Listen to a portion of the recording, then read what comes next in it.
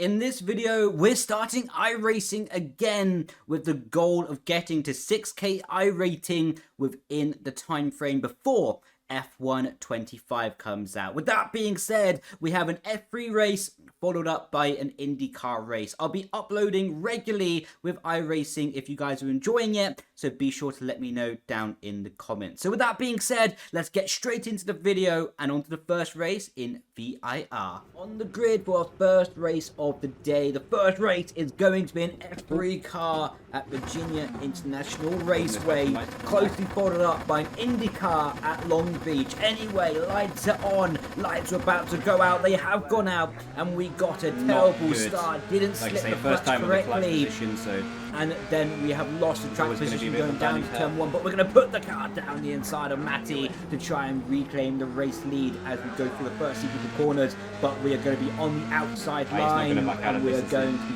backing out of it. That's just silly to hang around the outside of there on lap one especially. Going for the switchback and now going up the inside of the left-hander, but we know a traction zone of the right-handers following, so we just go through a good exit, try to make sure we're nice and close, lifting the foil to, of course, a dirty air can cause quite a bit of understeer, cold tyres, low grip conditions on the first lap of the race, and we're going to go side by side, up over the crest of the hill, left, right, left again, and one more right-hander to finish up this little sequence before we go into a high-speed left-hander, and Matty does back out of that one. We claim the track position, we reclaim the race lead as we go into the most difficult braking zone of the whole track, very similar to turn 10 at Bahrain actually, with the double left-hander braking. Extremely easy to snatch a front tyre and run out wide straight into the barrier there, as now we've got Matty deep in our slipstream. We're going to go to the outside so it will transform to the inside for this next braking zone. He's on the inside line, but that's not the optimal place to be. We're going to hang it around the outside deep on the brakes, rear of the car moving around. We're going deep, we're almost off the track ourselves, right up against the limit of the grass, but retaking the race lead one more time. So we've lost it a combination of 2 times on the first lap alone and regained it 2 times. I guess the wind is in quite strange places.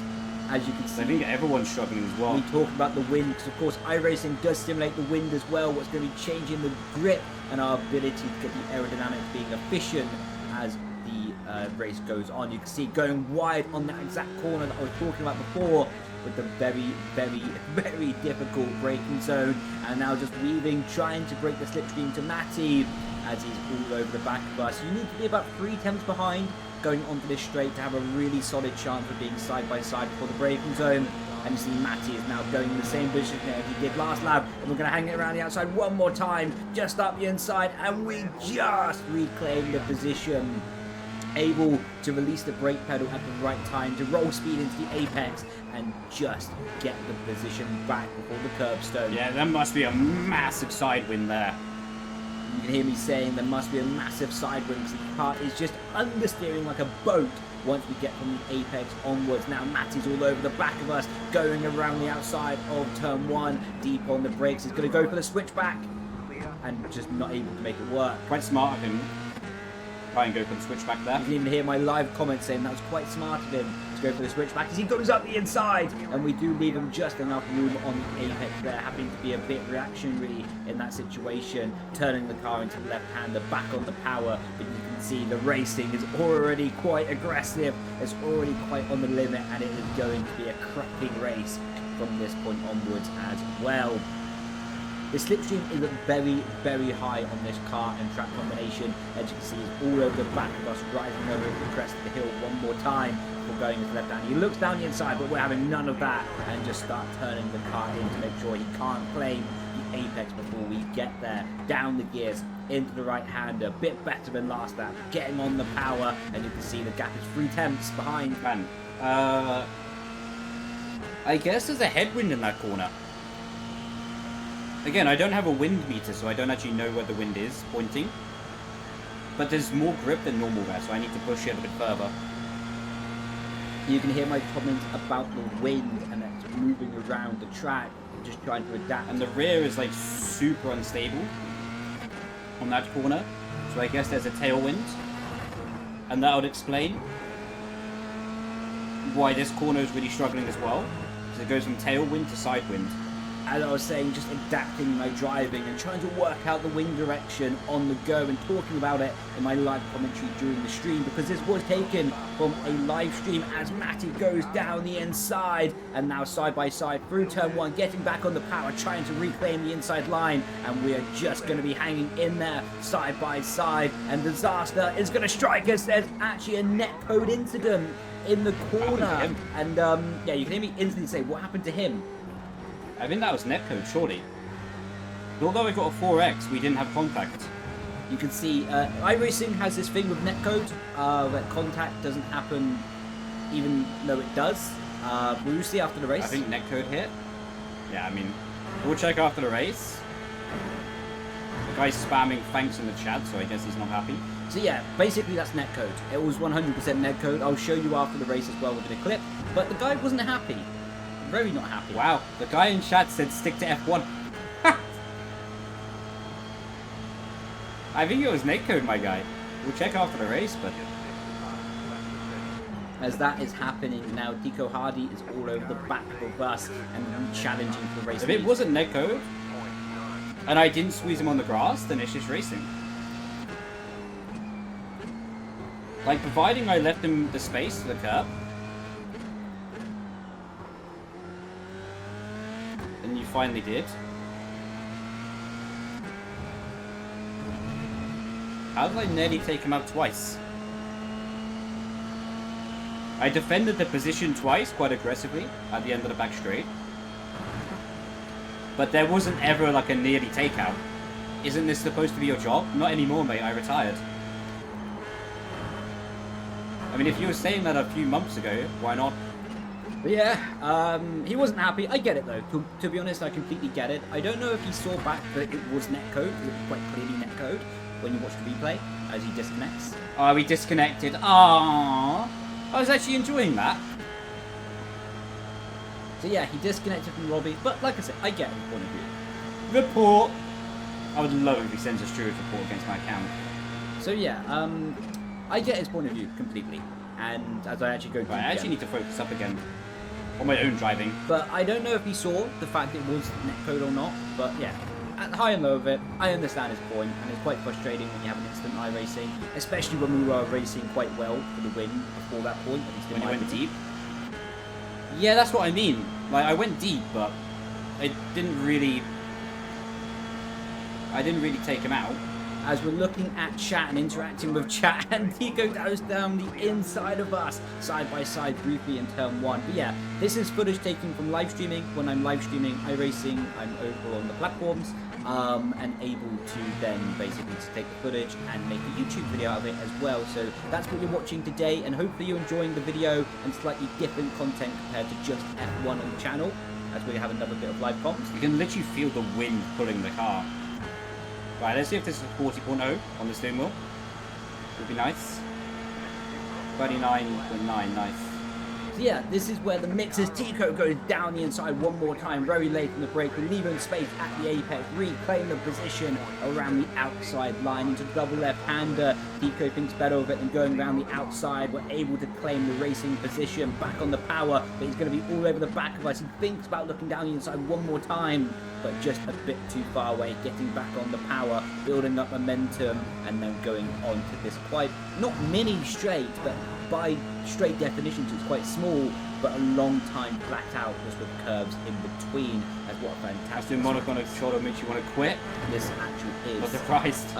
But yeah, this is just footage taken from a live stream, and then I record at the same time as streaming, so that I'm able to make a separate video out of it for you today. So hopefully, like I say, you're enjoying the iRacing content and not just solely Formula 1 game on this channel as well, and that's what I plan to do going forward, continuing to build up an iRating sort of series, and now we're just going to aim for 6K iRating, and then 7, and then 8, and then whatever number we can be good enough to get in the future would be nice, but that is for the future. As Tico is going down the inside, and we're going to be hanging around the outside, and we almost outbrake ourselves to go off the track there again, being caught out by the tailwind. I almost completely destroyed my race there. In the most rookie way possible. Mate, I've been leading the whole race. Of course I'm in a podium position. And you can hear me saying, I almost ruined my race in the total rookie way possible by outbraking ourselves when defending and defending one more time as Tico tries to go around the outside of us, but we're able to get the car stopped on the apex, rotate, accelerate out, and it is going to be a hardcore scrap between me, Tico, and Alex to try and get this race victory here today at the, Virginia International Raceway. This corner I really struggle at, to be honest. I seem to never quite get it right. Struggling with rear stability on the entry or front locking on the entry. I can't really ever seem to get the balance correct. And if I really over push and I have too high tire temp for the exit, and it compromises my ability to build momentum back onto the straight. Stopping not many laps to go in this race. And then not long to go in this race now. I think we only have like 5 laps to go, and Tico is all over the back of us, understanding where we can push, understanding where we can get away from the slipstream, and it is so powerful around this track as we go through the double right-hander, getting back to power. That was quite sweet. That felt a lot better than how I've been taking it recently. Maybe the earlier downshift per second was better all along. You can see he's still learning as we're actually going through the race and understanding when to downshift the car, how to rotate it, how to get the grip out of it, how to get the performance to be higher, as now we've got a 3/10 gap for Tico onto the back straight, what means he is going to be close enough to have a slight look at us, and we're just trying to break the slipstream a little bit, not taking too much liberty though with doing that, and able just to be quite on the limit, but I think relatively fair, not going all over the track left and right, as we're going to be back on the brakes here and able just to get the car slowed down a bit better than last time. So yeah, weaving around down the straight, not massively though, not going from side to side of the track, but yeah, still pushing a little bit if I'm being completely honest, but yeah, that's kind of what you have to do sometimes, be keeping the race lead. But now, as you can see, Tico is going to be in the slipstream 2 attempts away. Is he going to be having another look down the inside of turn 1? We go defensive. He tries to look around the outside of us, but just not enough distance to be capable of going around the outside. It's been a good fight so far. Okay, was taking a bit the mick on the weaving. Basically went up to the limit that I could. Hear me talking about the weaving that I was doing on the previous lap as well, as Tico is now side by side with us in the braking zone. He's early on the brake, we're later on the brake. We're just able to retain the track position through the right hander, avoiding locking up the rear tyres like I have done on the previous iterations of that corner. Now going for the right hander, back in the power, massive understeer, just about keeping on track. Yeah, no, the problem is I needed to get the minimum speed back up. I decelerated too early. So I had to get the minimum speed back up, otherwise my line would have been even worse. You can see now just talking, interacting with chat, speaking about a mistake I also made on the previous lap as Tico tries to go around the outside, just covering our line, covering the inside parts of the track, and we're able to keep the lead in a very nice way. Lap 13, 2 laps to go in this race. Alex all over the back of Tico, Tico all over the back of me, and we are going to be heating up as the race comes. Normally after I say that, it goes bad though, and someone normally crashes, so... Hear me saying, as soon as I normally say a race is quite good, it normally goes to bad and someone normally crashes. So hopefully that jinx doesn't come true in this race. It has been a very nice battle with Tico. And up until the netcode incident, it was a very nice battle with Matty as well. We have quite a bad corner there. But yeah, the guy in P3 is chilling. Equally, Tico had a bad corner as well, so it really saved us in that situation, as you hear me saying just before. Alex in P3 is chilling. He is absolutely chilling behind, watching it kick off between me and Tico as we're going back on the brake. A little bit of rear locking, a little bit of front locking as well. Just a mistake by me. Again, just really struggling on the braking for that corner. Just like I say, struggling to get the car slowed down, as now we're going through the right hander, just stabbing back at the throttle, trying to get back to the power, going on to the pit straight, moving around a little bit, just trying to be a bit unpredictable, trying to break that slipstream, going from the racing line, away from the racing line, and then just coming back gradually as well, like I say, to be that unpredictable factor, as Tico tries to go around the outside later than us on the brake, but we're able to cover the inside line, getting back to the power, and then because of the shorter distance with our inside line, we're able to retain the race lead and not be side by side. Going into the left-hander as I actually touched the curb on the outside. I was reading chat going into the entry, and that made me make a mistake, so completely my fault. Tico has taken the race lead, but we're going to be immediately back on the attack. We can't let the race win go like that. We can't let it go with my own mistake in such a silly way. Side by side, going up through the crest of the hill. We stay close on the exit of the corner. We have to leave him space. He has to leave us the space as well. Side by inside, around the outside there. We have got back the race lead as we go into the high-speed left-hander, keeping the throttle 100% pinned, and now we have to absolutely nail this double right-hander to get onto the back straight, and it was pretty good there, as you can see now going on to the end of lap 14, the final lap. Oh, that was perfect timing, wasn't it? Of the race, as now Tico is going to absolutely send it down the inside. We leave him the space on the inside of the track, but get back to the power sooner and able to reclaim the racing line on the inside. Side by side for the right-hander. Tico backs out of that one as well. I go a little bit deep. Tico actually goes for a ring that switchback, and we are only just able to cover off the inside line before he gained enough momentum to be taking it from us on the final lap of this race. So pretty much every lap of this race we've been having to fight. Yo, DK, man, how you doing? Manage a situation with the slipstream, so it has been pretty intense. Has been a good race in my opinion as well. We just need to hook up these secret corners as Tico's looking to the inside. We block him one more time just to make sure he can't get up the inside here. Flat out through the left-hander. Absolutely pivotal to be quick with this double right-hander. You can see we make a mistake and we're wide. We're wide again. And I overheated my front right on the fast left-hander, locked up because of it. It's all about breaking that slipstream. I am taking the mick here by weaving so much, not gonna lie. You can hear me saying I am taking the mick by weaving so much, and yeah, I still hold my hands up to that because I was. But now we're coming through the final sequence of corners here in the IR in the F3 car, and we're going to be taking our first race win of the video and gaining some high rating because of that.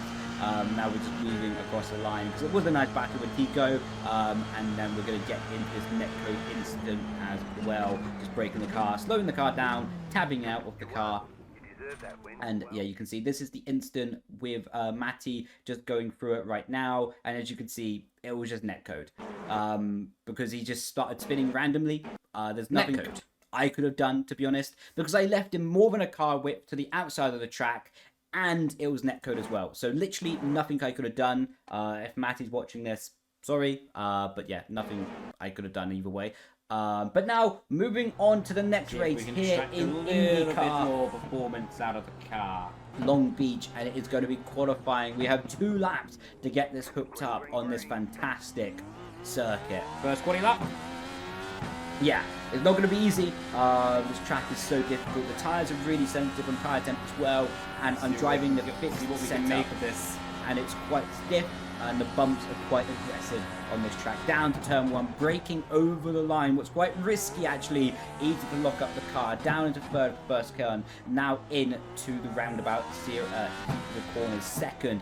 Down in the brakes, onto the right hander. We are going to make a mistake there. We light up the rear tyres, and we have a big not very much so far, to be honest. Snap of rear oversteer, and that is now going to be peaking the tyre temperature. You can see me fighting the rear tyres massively. The tyres are really in a bad condition now. You can hear me saying the rear tyres are in a bad position now because of their spike of wheel spin and a big slide of oversteer have meant that they are compromised on their tyre temperature. And the higher the tyre temperature goes, if you overheat them, you lose massive grip on this tyre compound on iRacing. Going through the final corners now, breaking the car down into first gear. Nice rotation through the hairpin, back on the power, and that's first lap done. Should still be a 7, hopefully.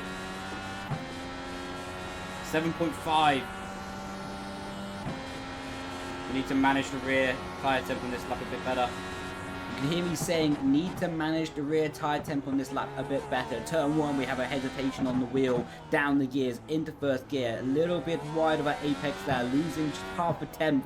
And now just gaining it back, not having the wheel spin there, and absolutely committing to the inside curbstone. Back on the power, lovely juggling. A lot better there already.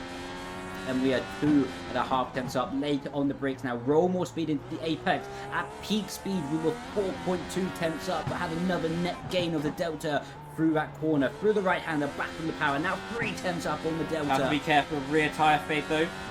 Now hear me speaking going to the final sector about rear tyre fade going into these final corners. Just not pick up a silly snap of oversteer. A little bit wide of our apex there. Into the left hander, committing the car down. And the tyres are now screaming for grip. and now through the final hairpin. Even better rotation, even better traction. Okay, that was a very nice lap. And we are 4.5 tenths up. Let's see what we can do. It's going to be a 7.0. What might be enough for pole position.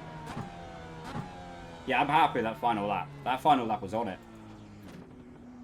And spoiler alert, it was enough for pole position, and now we are following the safety car because in IndyCar they do rolling start, so we are going to be looking to try and maximize that as we come through the final sequence of corners. We need a good start to be opening the race. 1-1 ARB, yeah. I don't think I can change it. If I could, I would. I would go higher in front ARB. And now going through the final corner now, opening the corner as much as possible, letting the safety car go and looking for our moment to strike and get back on the power. We see that our rival Noddy as well had a small break there, and that gave us the opportunity to light up the throttle and pull away by 4 tenths even before we got to the start-finish line. And now P3 and P2 are battling. We're early on the break here, minimize the chance of front locking into the first sequence of corners, and as well Daniel behind has got past Noddy in P3 now, and Daniel has moved up from his grip position of P3 to a racing position of P2. Around this track, it is so difficult to pass that that start is always pivotal. Everyone's on the same tyre, probably, yeah. Just saying to the stream chat that I think everyone will be on the same tyre, the alternative tyre here in IndyCar, what is basically the soft compound tyre in a Formula 1 race. And now we start managing. Right, we've maybe just broken slipstream. So we can start managing from here if we can. Now 1.2 seconds ahead, 1.1, and you can see we're just going to start managing the gap because I know it's basically impossible to overtake here. All I have to do is manage my rear tyre temperature, not let them get too high, and then we can have a good pace for the rest of the race. And that should be a nice way to seal off the victory here. Not just trying to build up the pace. Long Beach, you can hear me saying, I'm trying to build up the pace. And now moving on to lap 5 of 13, Daniel has started to sort of stay closer to us in our slipstream, but we are just managing that. This is normally where I tend to struggle. I'm just not really that much used to the tyre deck model in this game.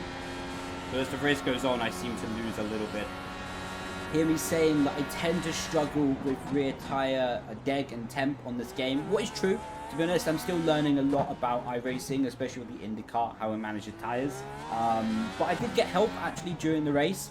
Noddy unfortunately had a PC issue in his race. Actually came into my stream chat to advise me on how to change the engine mode during the race. And as you can see, and we're doing that right now. We go from engine map 1 to engine map 6 if we're driving one-handed down the straight and actually changing. I'm trusting you, man.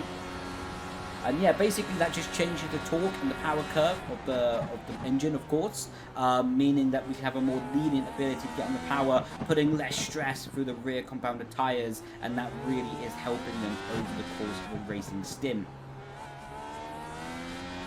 And now going through the right-hander over the curb, complete commitment there as Daniel is all over the back of us in our mirror. He's going to be about 7 tenths behind from that distance, I will guesstimate, as we move on later into the race with now 7 laps to go, and of course as we come across the start-finish line, 6 laps to go. You can see on the steering wheel actually how many laps to go, and now we are having 5 laps to go as we go into the final sequence of corners, and with 1 more corner to go, it will suddenly become 4. Back on the power, Daniel's all over the back of us.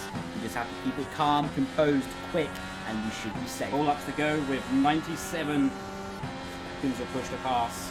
To explain push to pass, in IndyCar you have a push to pass button that allows you to have extra power, like an overtake button on the F1 game, but just in a slightly different power ratio as we get a big snap too much of oversteer going into the final seats of the corners, and that is only going to give Daniel behind us confidence to try and overtake us as we have 2 laps to go in this race. Coming through the final corner though, as we're going to be heading on to the final lap of the race as we get the white flag.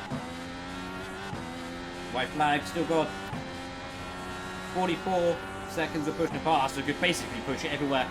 So you can see 44 seconds of push to pass. At the start of the race, you have 200 seconds of push to pass, and it's completely up to you how you allocate that over the rest of your stint, as now we're going in to the roundabout with the fountain on the inside. Very famous, very iconic of the Long Beach GP, getting back on the power, just being careful not to make a mistake. If we don't make a mistake, it's going to be very difficult for Daniel to find a way past us. So just keeping calm, composed, neat and tidy for the left-hander, getting back to the power, building up, not having any big moments of wheel spin, not having any really moments of overstay either, just filtering the car into the corner. Lap up ahead, but shouldn't affect it. Still got 30 seconds push to pass. You hear me say there's a lapper up ahead that shouldn't affect us, and I can confirm the lapper won't affect us for the rest of the race. Going into the second Make to sure last we corner. don't leave the inside vulnerable here.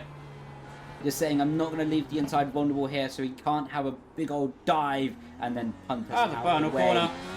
Still going to have about 20 seconds when he gets to the line. Or push to pass. Lovely jubbly. Lights the flag. You hear me say lovely jubbly. I boost the irating as well. And was able to take 2 wins in a row today and getting that irating higher. 0.6 of a safety rating gain, 43 irating, lovely jubbly, sound as a pound. We'll take that very nicely. There we go, 2 successful races today and both to gain irating on, so stepping closer to that 6k irating goal. With that being said, thank you so much for watching and I will catch you in the next video. Grazie Vazazzi, ciao ciao, bye bye.